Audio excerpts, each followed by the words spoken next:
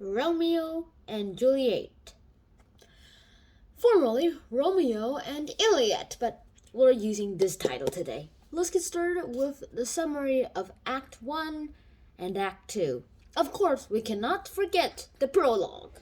And let's start with the prologue. As many prologues, this one also, like the plays out during the time, spoils the whole play, stating that there are two star-crossed lovers who are fated and doomed to go die together. And that is the chorus as the narrator of all the prologues. The two households, both alike in dignity in fair Verona, where we lay in our scene from ancient grudge break to a new mutiny, where civil blood makes civil hands unclean. From forth the fatal loins of these two foes, a pair of star-crossed lovers take their life, whose misadventures pictures overthrows, doth with their death bury their parents' strife. The fearful passage of this death-marked love, and the continuance of their parents' rage, which but their children's end naught could remove. It is now the 2 hours traffic of our stage, to which if you with patient ears attend, what here shall miss, our toil shall strive to mend. Then Act 1, Scene 1 starts. First of all, it comes into Verona, where the servants of both houses, both Capulet and Montague, each give accusations to each other, having a lot of abuse and abusing terms. A lot. They say that they hate each other and almost come to a fight where at least one family member would at least die.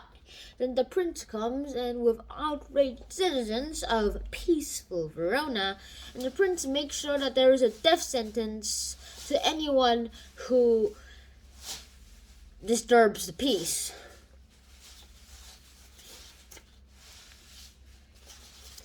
Then Romeo goes to confess that he is in love with Rosaline, and when they meet a servant of the Capulets who could not read a guest list, and they notice Rosaline's name on it, they decide to go to the ball. They go to the ball after, meanwhile, Juliet Capulet was like almost 14 years old, but then got into a little bit of a dispute into marriage with Paris, a relative of the prince.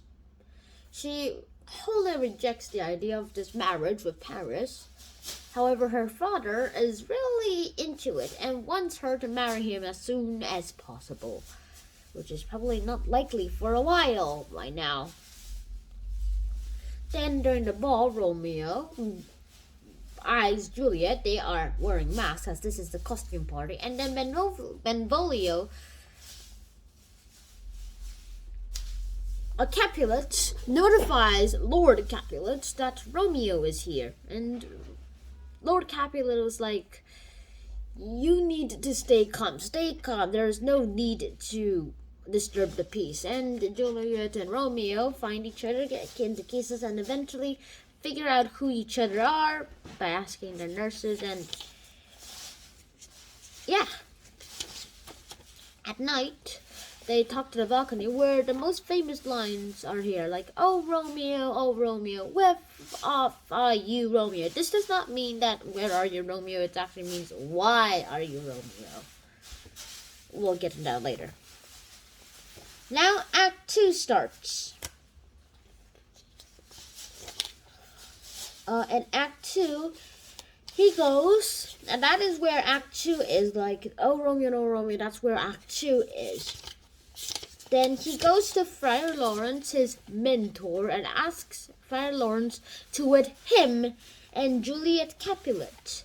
Friar Lawrence is personally shocked because he is shocked because Romeo has just switched his heart from Rosaline all the way to Juliet Capulet. However, he is also hopeful and relieved that they are going to get married because he believes that this could end the ancient family feud. The play doesn't say why there's a family feud. It has been going for probably years. I'm not sure if centuries is the right word, but probably at least a decade. In the last scene, Act 2, Scene 6, they are married by Friar Lawrence with a lot of words to each other. They make sure that they are husband and wife as well as in their souls. Their fates were with each other, and that's all I'm saying. So that is the end of this episode. If you guys did enjoy this episode, please like, share, and subscribe to this channel, and I'll see you guys in the next episode. Schnan out. Peace.